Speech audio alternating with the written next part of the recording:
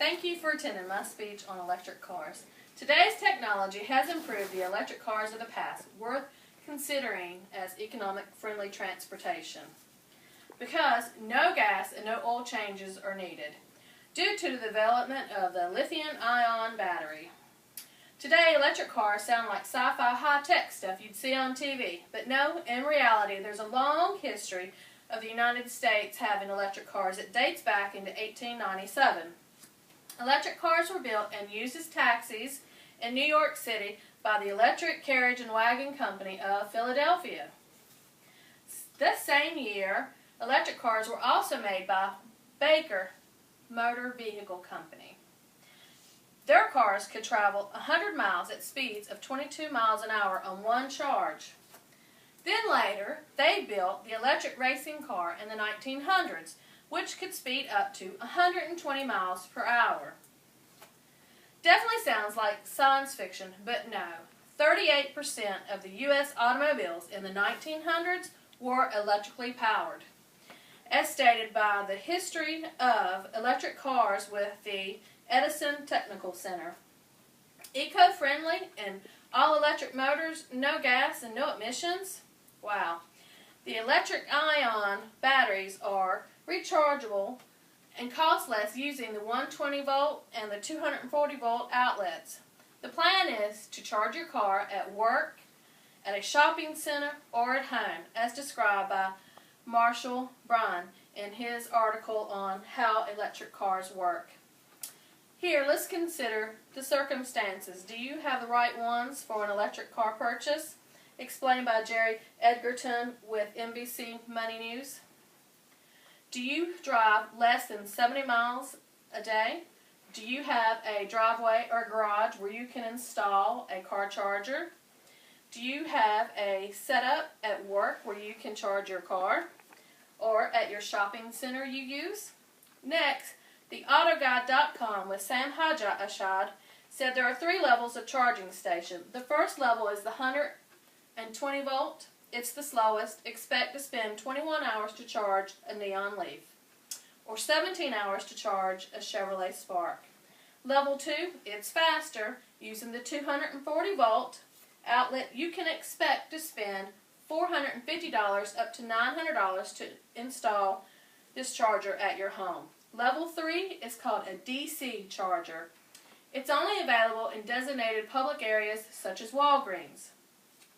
Now let's look at my presentation poster, where we'll see the fueleconomy.gov website has a side-by-side comparison of compact cars using the Chevrolet Spark EV, the Ford Focus Electric, and the Mitsubishi i-Me. The cost to travel, 25 miles, is 84 cents for the Spark, 96 for the Focus, and 90 for the Mitsubishi. One full charge, you can go 82 miles with the Spark, 76 with the Ford, and 62 with the Mitsubishi. The time it's going to take to charge the batteries using a 240 volt, 7 hours for the Spark, 3.6 for the Ford, and 7 for the Mitsubishi. All this information is based on driving 1,500 miles a year only, and the cost of electricity at 12 cents per kilowatt hour. Now, there's another benefit to consider if you decide an electric car is for you.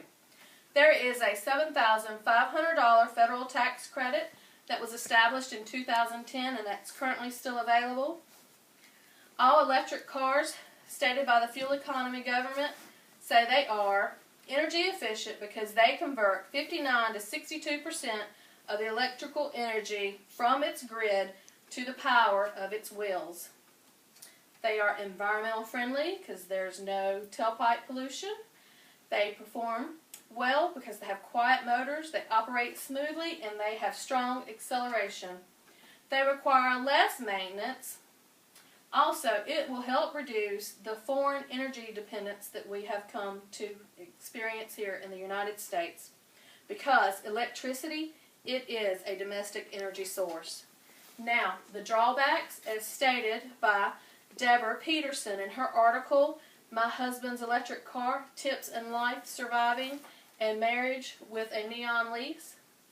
the new owner experiences range anxiety, where she wonders if she is going to make it to the next charging station to top off her electrical battery, that she will continue to finish her drive home.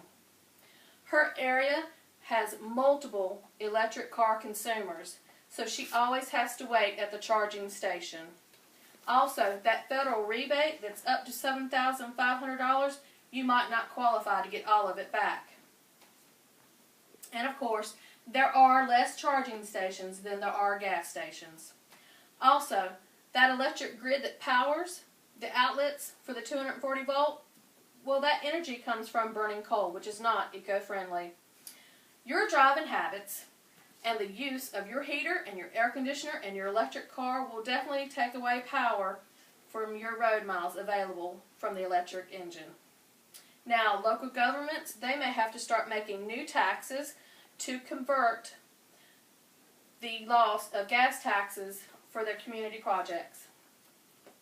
I say the solution is we need to all be better consumers of energy. We need to make sure we're not trading different stresses purchasing electric cars. The big issue is waste. Many drivers make unnecessary trips. Consumers should relocate for options when they're commuting, use public transportation, and start their own carpooling. Everyone must cut back energy consumption. For the e-car, unless the mileage driven per one charge battery is increased significantly, in the future, the same fate of the early 1900s electrical cars having slower speeds and less driving miles available will decrease the effectiveness of the electric car for the consumer of today.